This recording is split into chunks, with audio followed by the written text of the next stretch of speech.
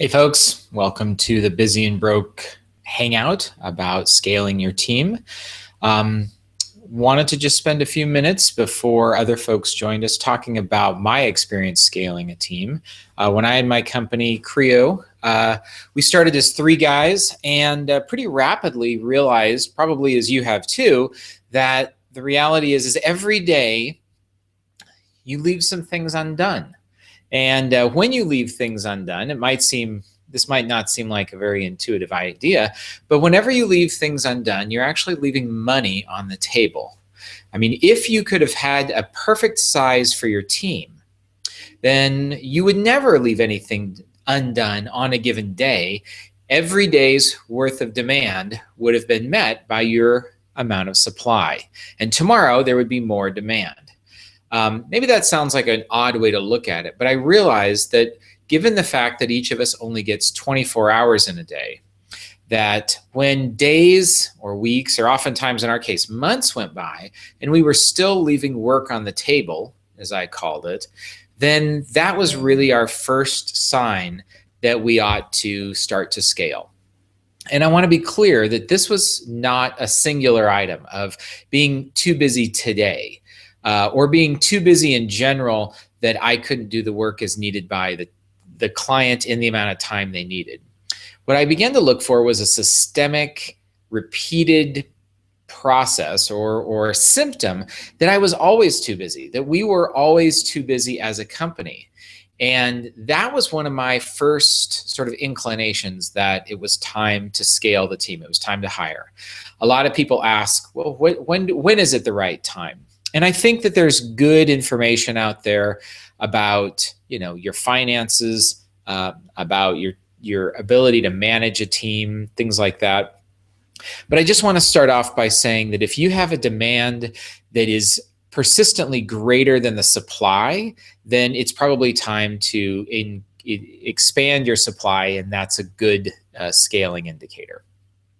So people will ask me things like, for example, and give me just a minute. I'm going to try and turn on the Q&A app here if if folks want to join.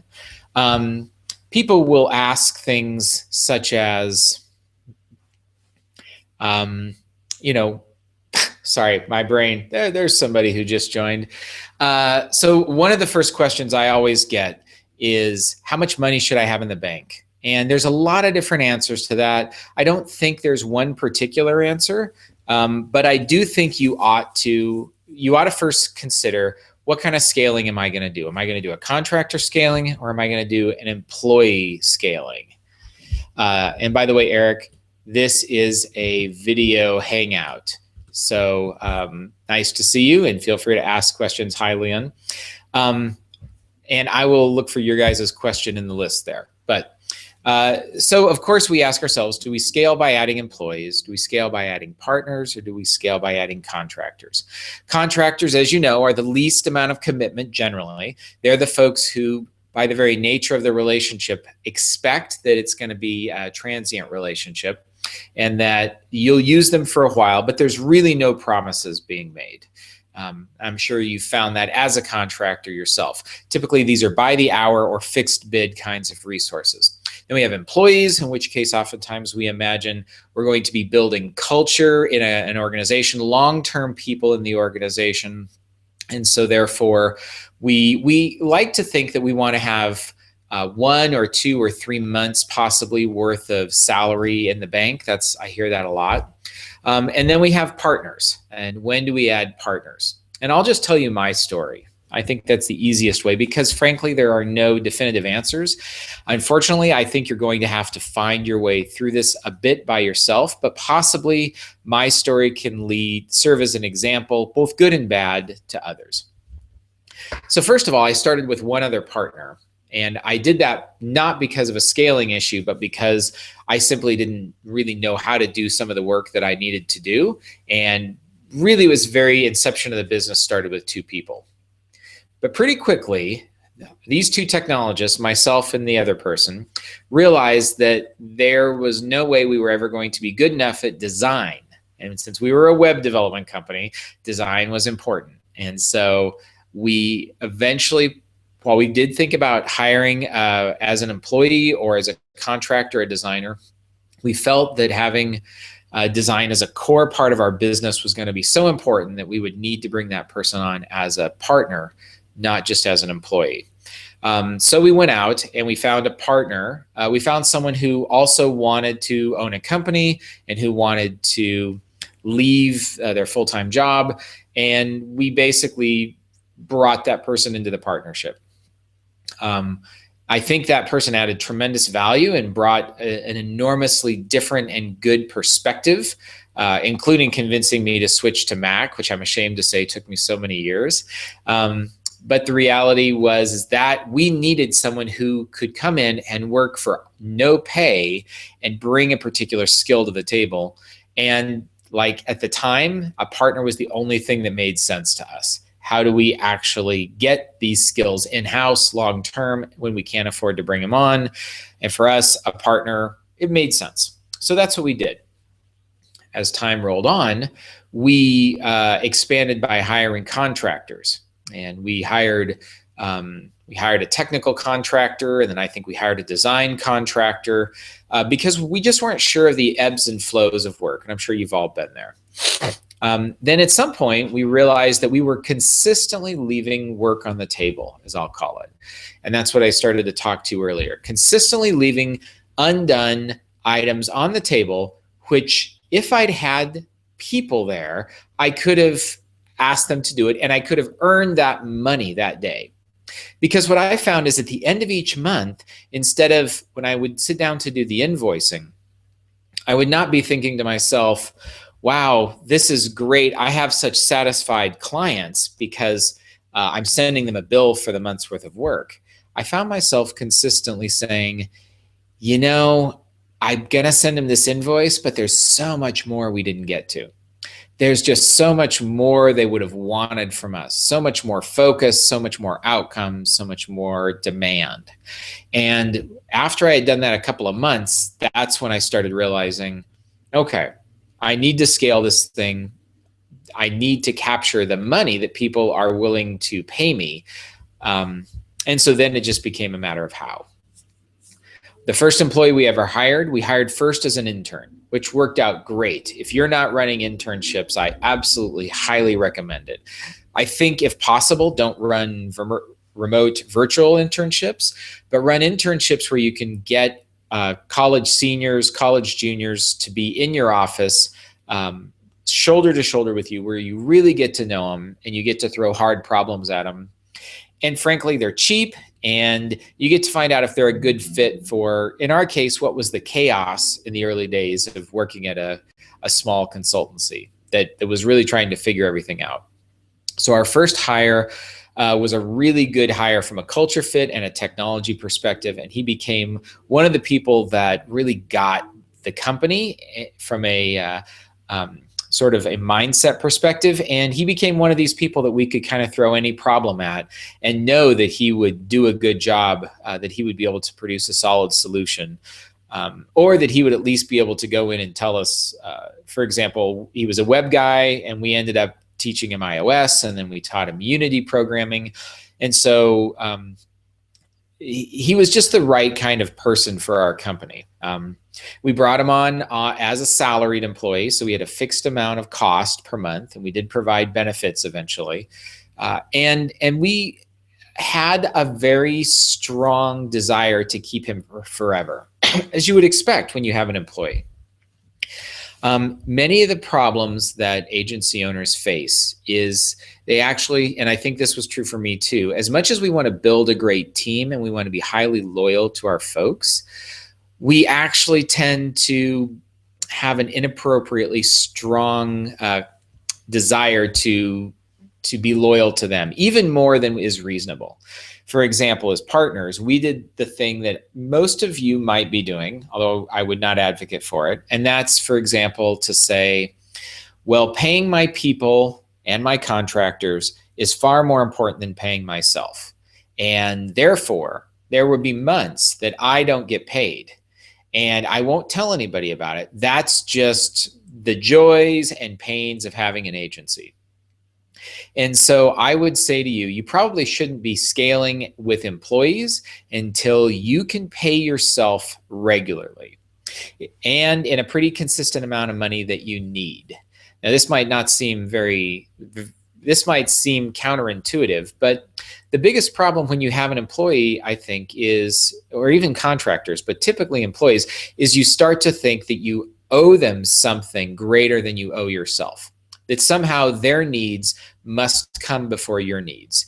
And it's honorable and it's selfless and all that other stuff, and it'll destroy the company. And the reason I say that is because when things get difficult, and they always do, and you have to make choices about who to pay, and you always will, and especially if things get really bad and you have to make choices about do I lay people off or not, you tend to always imagine that you can not lay people off and just contract your own salary, when in reality you need to face the difficult position your company's in and lay people off more quickly than you had hoped you would have to. This delay in making a decision based on the idea of being a good guy, having strong loyalty towards your employees, things like that, it's one of the things that kills company owners. Is they keep being too optimistic and hoping if they just take their salary and pay their employees, or their savings and pay their employees, that what'll happen is everything will turn around. That kind of thinking almost never leads to, like, sometimes it works, but we're not all FedEx and we can take our last $5,000 to Vegas and gamble it into $60,000 and be able to fly a jet the next day. And if you don't know that story, it's a great story about the owners of FedEx. So I guess my point is, be careful when you hire people that you don't care about them more than you care about yourself, even though it seems on the outside like a really great thing to do. The other thing I think, and then this is certainly a bit rambly from my own mind, as I'm thinking about laying off employees, I think if times are tight, and probably if you're listening to this, times are not terribly tight, you're wondering when to get bigger, not when to contract, but scaling does go both ways. So we'll talk about for a minute the idea of contraction, because that is a different kind of scaling down. When you need to contract, you should do it as quickly and as painlessly as possible. And typically that means having a plan that you've thought about in advance before the emotion of having to do it gets very high, and knowing who you would cut and what kind of cuts you would make. For example, are you laying them off completely? Are you moving them to hourly? Are you moving them to part-time salary? Are you doing something else? Are you cutting benefits? And really sitting down and working through the options. Because as much as you hate the idea that you might have to scale your company down, the reality is if you choose to ignore that possibility, even in the face of difficult times, what you're going to do is you're going to put everyone else in the company at risk. And that means you're personally at risk. And that means that if you have 5 people and one of them really needed to go up and you didn't want to pull the trigger, you have 5 people at risk rather than 4 people who are more safe or 3 people who are quite safe. This goes without saying that you have been disciplined enough to put money into a war chest, which this isn't a talk on finances, although we will be doing an upcoming webinar with someone who's going to talk about freelancer and agency finances here pretty soon. But the reality is the easiest thing for us was to put 10% of every check into a war chest, a rainy day fund, whatever you want to call it. That became our runway to start to ease out the ups and downs of life. I would say in general, before you bring on a full-time employee, you should at least know how you're going to pay them for 2 months. And I'll qualify that in 2 ways. Either your war chest should contain sufficient funds that you could, without billing them out at all, pay them for 2 months and not be scared that you would have no more war chest, or you need to have secured a reliable contract with a customer that has paid you money in the past. So you're not worried that you're not going to get paid.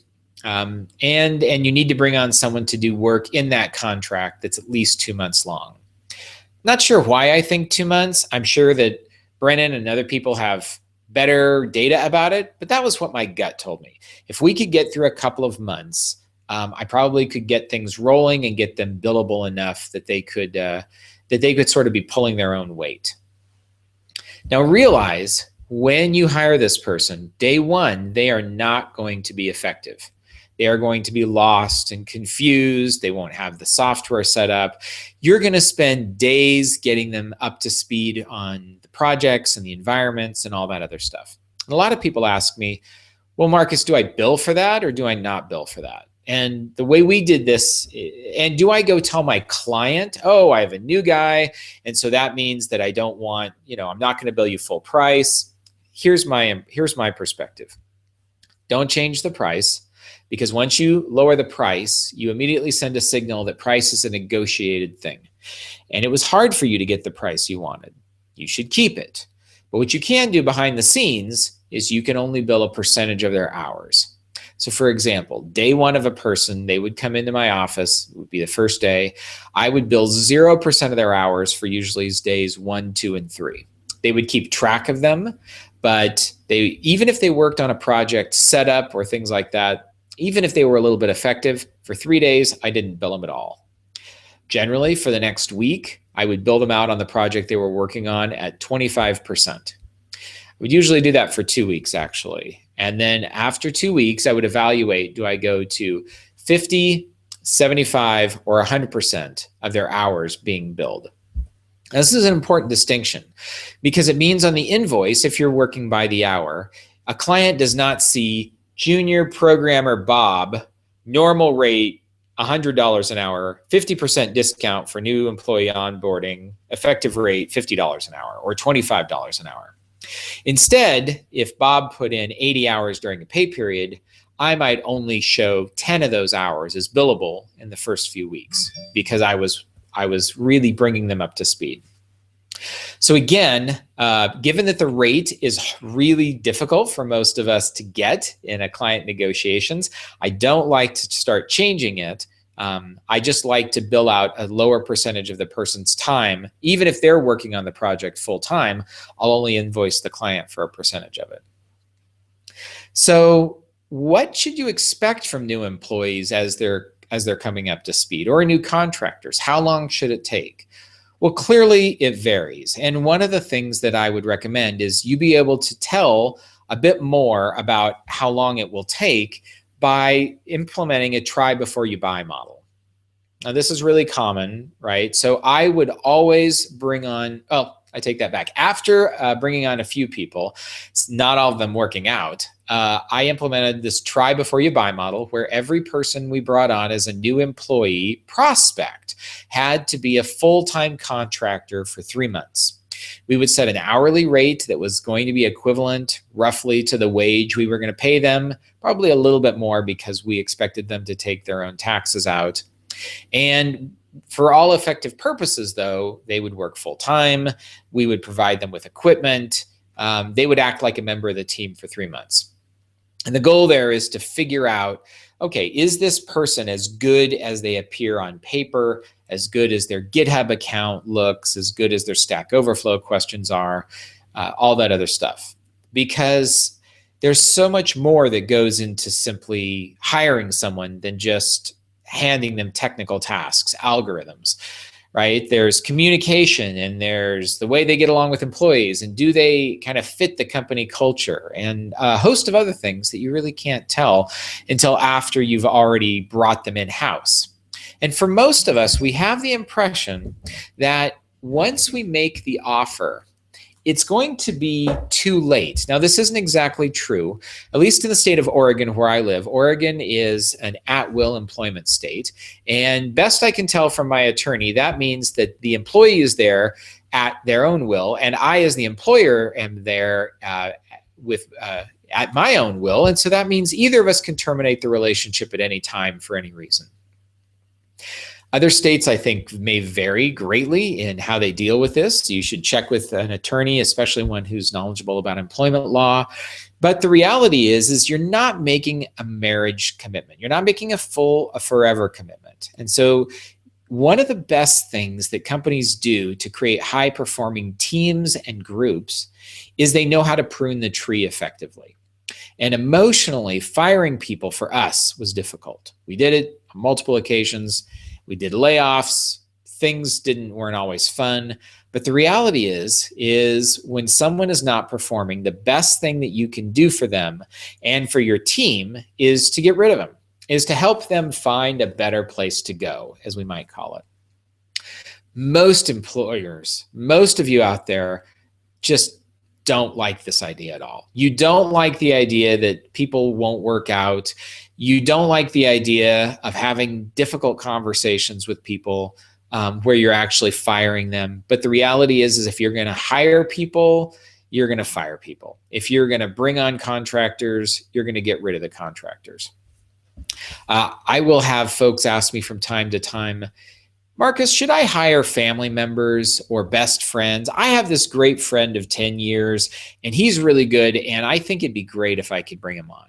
And the thing I always tell folks I coach is if you can't fire them, then you can't hire them.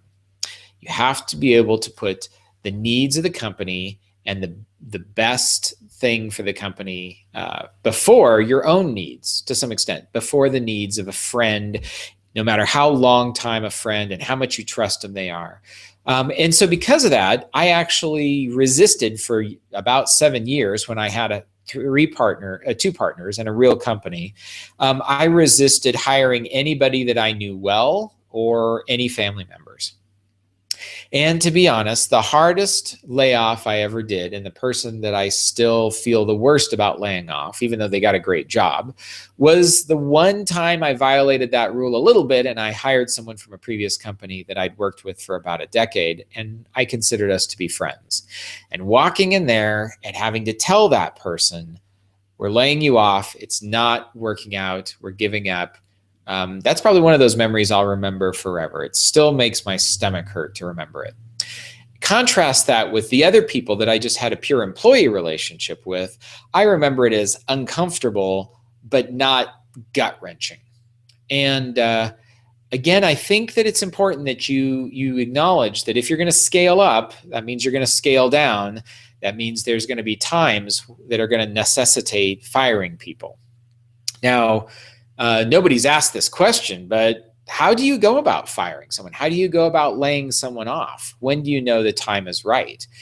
Talking about that just a little bit, I think that in our case, I knew when I had to fire someone, when I simply, this is hard to admit, when I simply lost confidence that they could do or that they would do the work I needed them to do, or that they could or would make the behavioral or skill changes that I needed them to make. And it's that idea of lost confidence. So, for example, in this particular case, I had an employee who on the outside, when he started, seemed like a great guy, sharp, fun, enthusiastic. But over time, we began to see that it wasn't a good fit because he wasn't a high performer. He was slow. He appeared to get confused. He didn't keep track of details. One of these people you had to tell 3 or 4 or 5 times the same thing. I coached him. I worked with him informally. I gave him books to read. I gave him micro assignments. I checked in often. I did end of day meetings as well as end of weekly meetings at times. And over a period of probably about 6 months, I realized, one of my partners asked me, they said, well, how's it going with Bob? Let's call him Bob. And I said, I think I've given up hope that it's going to get any better. I think I don't have any confidence that the situation's going to improve. The person hasn't improved in my evaluation. Other people are not telling me they're seeing any change.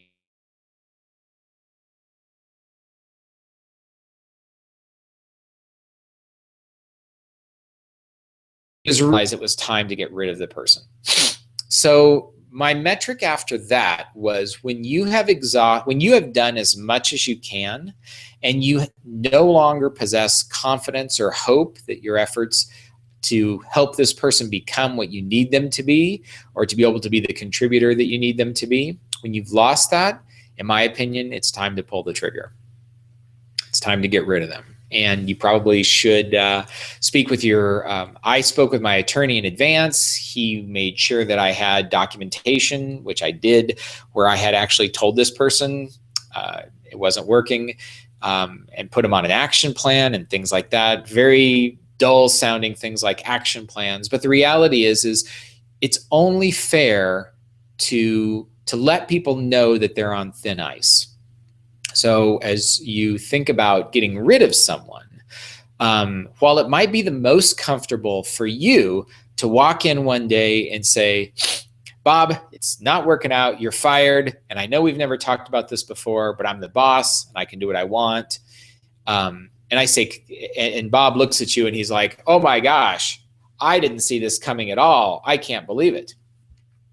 The reality is if that's happening, then you're avoiding difficult conversations that you need to have with your employees and contractors along the way.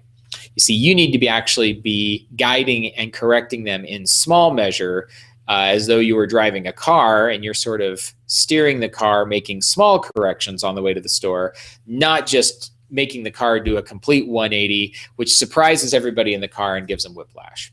So Bob, when I did come to him and I say, Bob, we're letting you go today, Bob didn't say to me, what? I had no idea you were unhappy. Where is this coming from? I can't believe it. You're such a jerk.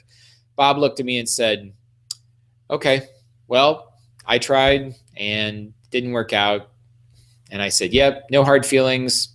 We're not upset with you. We just don't believe it's gonna work. So your last day is today, and then here's your check, and leave your equipment, and let's help you get your stuff out the door. Thank you very much. That sort of thing. And then you scramble to change the passwords and lock out their SSH keys or figure out what other stuff they might have. But the key here is Bob wasn't surprised. As difficult and painful as it was, I could look at myself in the mirror the next morning and look at my partners and say, I tried, Bob knew, and it didn't work out. And that was really important for me. And I think one of the things I learned when I was a manager at an enterprise was if you're going to fire people, and again, we'll hopefully won't spend too much more time on getting rid of people, but it's really important not to use euphemisms with them about firing.